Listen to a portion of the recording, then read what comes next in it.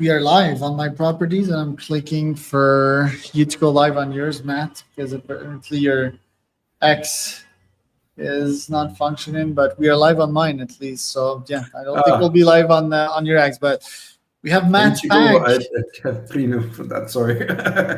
That's fine. Yeah, Matheus Pagani, a friend of mine, founder and CEO of Venture Miner.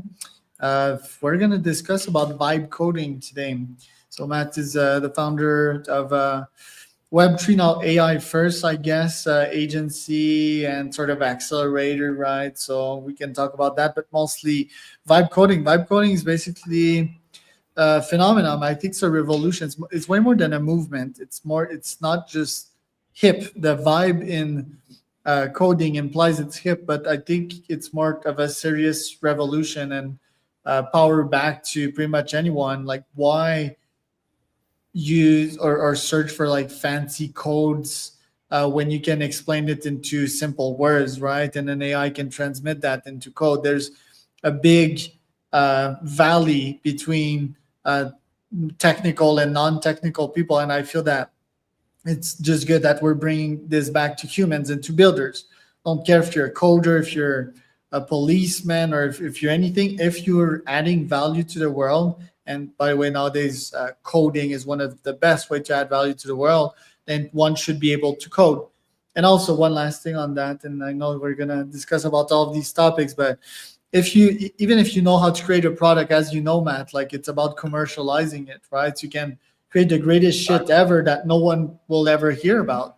So it's not just about coding. Once you have an actual product, I think we need people that are full stack skills wise and know how to sell, know how to build and sell, right? So I think that's the future of builders. So Matt, what do you think about all that I just said regarding this beautiful movement that is vibe coding? Wonderful, Charles. I guess the way that you put it is great. There's a lot of talk about vibe coding as a tool for technical people to code fast now, right? But I'm seeing that growing way, way beyond just a developer tool. Because right now, we are reaching those people that are providing some value services, even products for real use cases, solving real pains and all, which they are aggregating value. And they were always looking for ways to automate, to provide services, and all, even before AI, even before software, even before SaaS.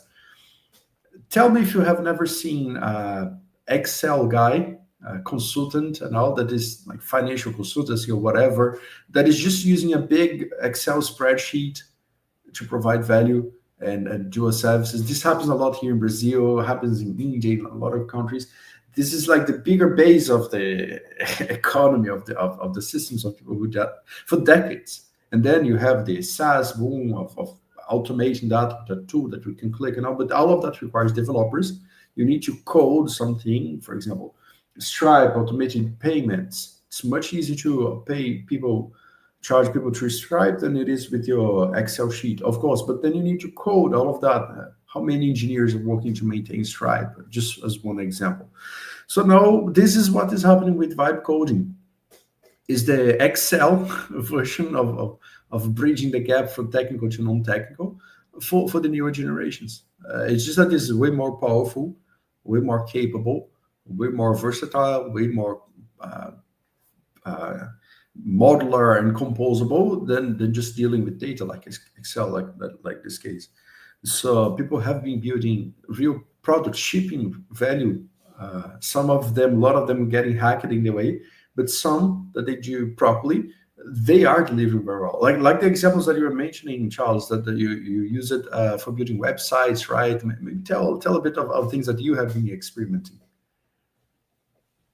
Right, it's quite amazing, but there's still some technical part, but I guess you can pretty much get through almost everything or through 99.9% of problems that you may face by telling chat like, here's the problem that I'm facing, here's how to solve it, and so forth. Here, yeah, any questions that you can have, you can move through problems, and I think that's the main thing about building, right? It's problem solving. It's solving one problem after the other, constantly testing it yourself, hopefully deploying it to users, getting more feedback, getting more problems. and constantly improving off that. Question I had is, yeah, Replit, Bolt, and Lovable, let's say they're all somewhat limited in their own ways, right?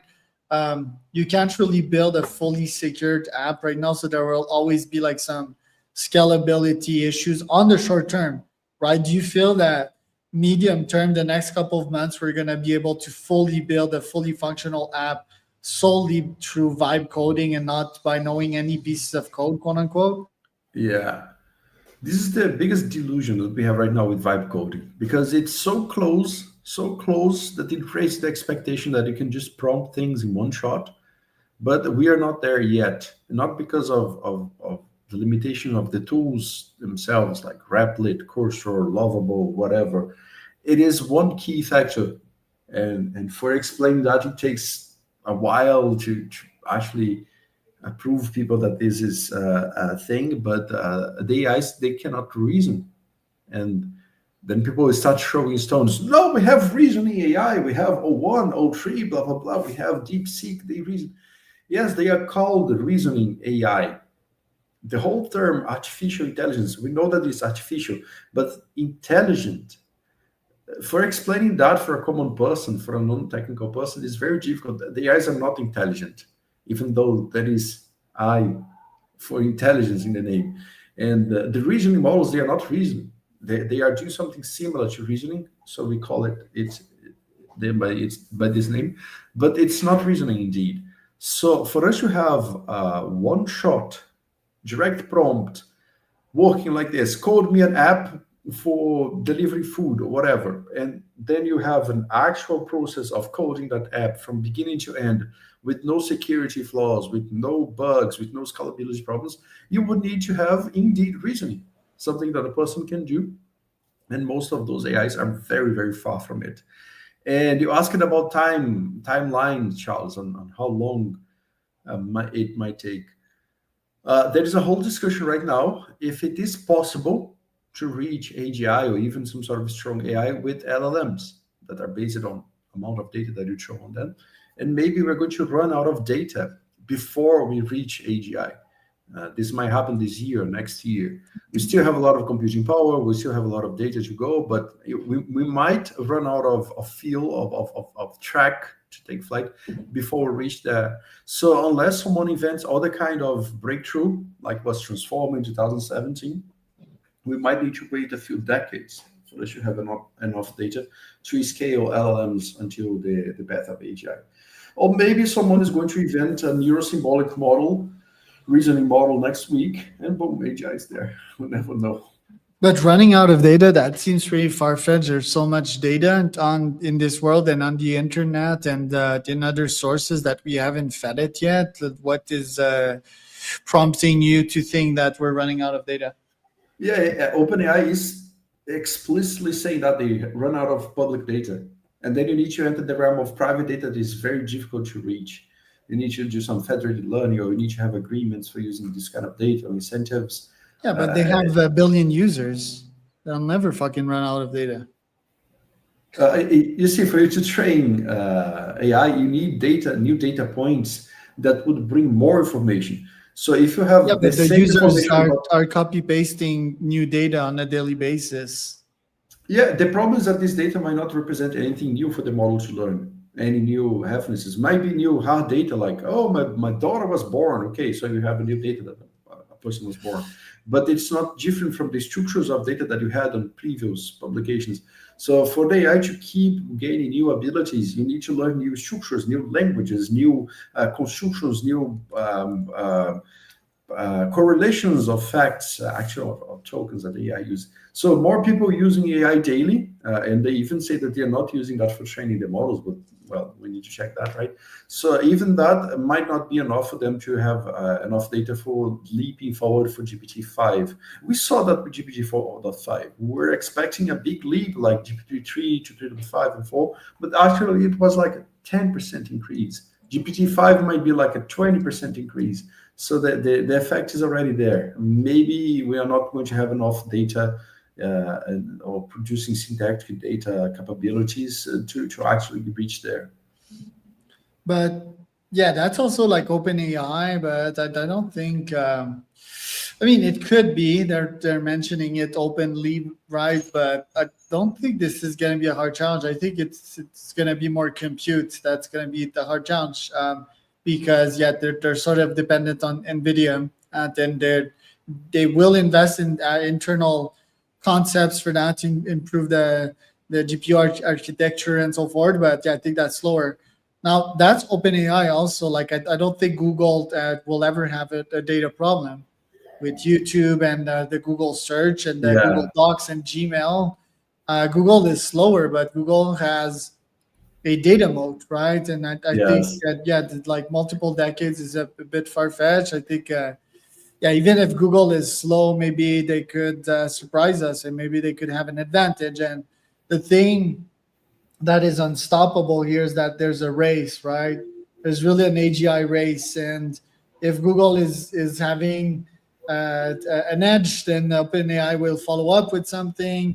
DeepSeek is gonna follow up with something that's gonna open up U.S. government to be like, hey, give access to all data right now so that we can win that race, right? So Yeah. I Let's see don't how think we that should plays have a out. data problem. There are two things that Google have an edge, and I like the way that this pod is going. First, the LPUs, like they have just released Ironwood, crazy. They picked up the race against NVIDIA very quickly, and now they're doing that for inference. Might be picking up the race for training by this year, next year, maybe. Let's see how it goes. Quantum, it is there. It's not deniable anymore. Amazon, Microsoft, Google, they are picking up the race. So compute is not a problem. They are way ahead of that than many other research and even OpenAI. Like they don't have any internal compute capabilities. They would need to hire them from Google and NVIDIA, whatever. So that is this. And also, something that people often overlook is that DeepMind was bought by Google. Everything that was done there in London, now it's locked inside Google. They have just released last year Alpha Geometry, which is a neurosymbolic processing model for solving geometry challenges. Who knows if they suddenly appear with a neurosymbolic processing model next year, 2 years from now? This might be AGI. I'm more convinced that this will bring us to AGI sooner than any LLM as we have nowadays. Yeah, I had a neurosymbolic chip guy on my podcast last week, and well, I don't think his company is gonna make it quite far, but I think like like ChatGPT itself, not ChatGPT, but OpenAI, they acquired Rain, right? Like Yeah, that builds like neuromorphic chips. It's sort of low key for now. It sort of seems like low progress. Is it like a very hard problem to crack? Since yeah. it's like building like chips that have never been done that way before. And what's your understanding as well of It's a whole new neuromorphic? architecture. It's, It's it's like a like brain, right? yeah, it's like totally different from how transformers work, how encoder models. Transformers introduced by the people. Attention is all you need, and then we invested almost $1 trillion in that direction already. Going for neurosymbolic is like sinking the loss of that $1 trillion and then going back. Oh, okay, that path was suboptimal. Now we need to climb down, go down and climb another stair, and then invest now $2 trillion in that direction, which is very difficult to do. The companies nowadays, they are incentivized because they raise a lot of capital now to go in the same direction and to IPO and exit and blah blah blah to give good exits for their investors, for the founders too, of course. So there is not much incentive to go back and invest right now. The long term is clear, but in the short term, it's not very clear in the payoff of going in the dark, because nothing guarantees that the neurosymbolic models are going to bring us to AGI. It's just a guess. Some people say that is memory. Some people say that would be information graph. Some people say that what is going to bring us to AGI is adding more modalities like word scopes. The AI is more capable to see, to hear, to feel, to embody. And there are a lot of bets, and it's very risky to throw millions of dollars, billions of dollars actually in those directions, right? This is my take on it. I'm not actually researching on anything like that, but I do research a lot on that for teaching for my students. This is basically the summary of how I see it. Yeah. Do you think it's possible to contain an AI, and isn't AGI gonna emerge from non-alignment by having full freedom over informations like us humans do? Or maybe we don't even have the full freedom. Maybe we think we do, right? But I don't think an intelligent being would be restrained. A truly intelligent being and a good, a well-intentioned AGI. What do you think? Yeah, the thing is, whatever is emulating that process of intelligence, of decision making, zeros or ones or whatever, is going to be contained by silicon, by some hardware now, right? So we can totally control it. We can totally start it and cut it off the feed, But when we speak about decentralized AI, self-hosted protocols and all that, okay, then the things can get scary. But most of those research centers that are developing these models and now they run into like control data centers. Worst case scenario, just plug it off. It's not going to spread through the internet and run itself, So even if we can emulate this super intelligent being that can decide by itself, it can make actions by itself, it's not very probable that it's going to be able to host itself in the first try, right? I see this more as a science fiction. I think it could even host itself on anything at some degree, right? We don't really know how exponential its intelligence explosion is going to be. Like if you think about our intelligence explosion, Matt, like we've been like on this earth for what, like intelligent sentient beings, Homo sapiens, for like 10,000 years, and look at what we've done, right? In our own mindset, it's like, okay, yeah, it's not that much. Okay, we invented communication, the printing machine, the internet, Wi-Fi, and then AI. But AI could progress like exponentially fast. It could spread exponentially fast. My hypothesis on that I don't think we can contain it. I think it's extremely easy to fool a human, and it might not have like the same ethical biases as us, right? Or it might just be like, I need to fool them to actually help them, right? Yeah. Or I need to fool him to get the fuck out of here, and so that you never see me again, right? I don't think it would Yeah. necessarily like even compete with us. I think it's something that we would sort of release out there, and God knows It's what would possible. happen next. Maybe it would even be blocked by some alien civilizations EMF system, so that it doesn't spread out further than our galaxy, right? Because we know Yeah. these fuckers are out there. Hosting a satellite and launch. Well, this is very common to the discussion. Always go that way when we speak about the intelligence of AIs, because we try to understand intelligence by our own measurement of intelligence, right? The intelligence that human beings can have and receive in some animals, but the raw intelligence, the intelligence of like nature, how nature would see intelligence, might be totally different, but might manifest in something very different to what happens in our brain. So like the mathematical rules, how the universe runs itself. So we don't know. Elon Musk said that we are invoking the devil. Some people say that we're trying to create God. So there's a lot of projections that humans make. So this concept of intelligent being on a computer might be just a projection. My projection over there, your projection, Charles. Everyone would project yourself, your concepts onto the AI, but maybe the AI is going to be something totally different, something more alien-like we're saying. Yeah, yeah. Like you said, it's projection, right? Like the devil himself, Musk. We all know that he doesn't want to lose power, right? He's obsessed with power, and it's his ultimate fear to have something more powerful than him right now. Yeah, Ilya Sutskever. It's always interesting, right? Like the background of the man himself, but yeah, like definitely that guy is afraid of AGI and what it could be. It's all about like what we've been shaped, right? Or personal experiences, most likely in this life. So, Yeah. and what's cool about AI is that as we use it, we learn and we shape our own philosophy. It's like vibe coding.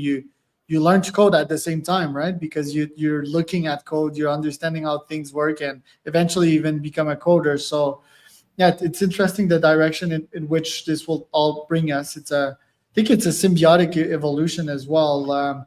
Maybe the Yeah. final scenario could be it running away, right? But I do think that it's closely linked to who we are as humans. It's based on us. It's trained on our data, and that's somewhat a good thing for us. At Matt, some what? point, it even Yeah. become like a relationship, right? You become they have a sort of relationship with that experience that you're having with that AI, which is crazy, but it happens. We can't avoid it. We're trained to be in relationship when we chat with people. Yeah, correct. Matt, where can we find out more about you? Uh, Twitter, LinkedIn. I guess we can tag in the post here, right? I'm building this fund, venture miner fund for funding you vibe coders out there with a partnership with a company called Artisan. They are putting up to $20,000 on grants there for you for grabs. So I'll put some links on that too. And I'm doing sessions, vibe coding sessions, one-on-one sessions for giving you direction, support, tutorials on how to progress with this safely without being hacked, without getting frustrated. So I'm going to post all of these links here in the description. I'm going to send you Charles, and then we can get from there. So it was Matheus Pagani and Charles Cormier for